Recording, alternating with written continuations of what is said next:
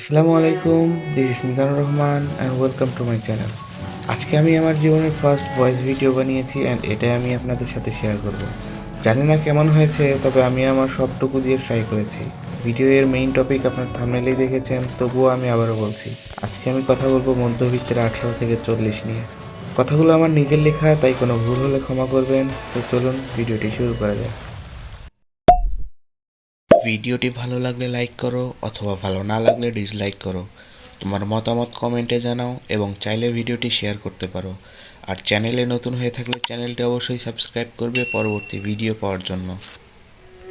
মধ্যবিত্তের 18 থেকে 40, 18 থেকে 22 বাস্তবতার প্রথম ধাপ।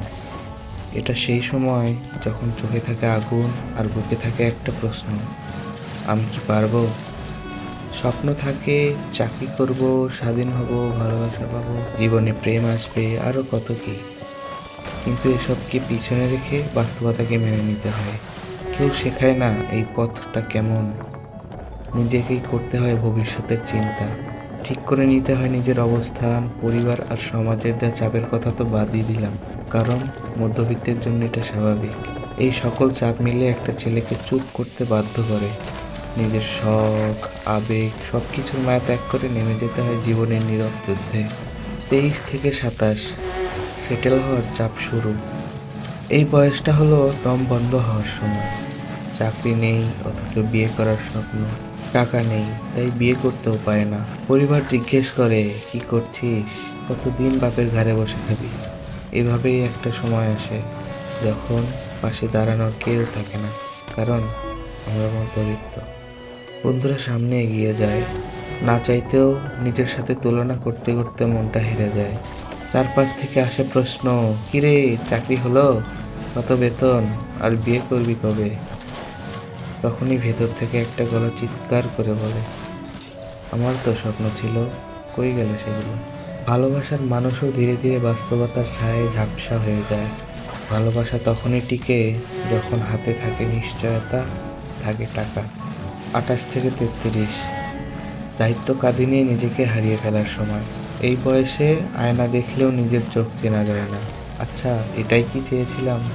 বয়সটার কোনো এক সময় চাকরি হয়তো আছে, সংসারও শুরু হয়েছে, কিন্তু নিজের জন্য সময় নেই। হাতে ফোন, কিন্তু কারোর সাথে কথা বলার ইচ্ছে নেই। ভিতরে জমে যায় কষ্টের পাহাড়। প্রতিদিন একই রুটিন, একই ক্লান্তি। এসব কিছুর মাঝেও হাসতে হয়, শুধু দেখানোর জন্য।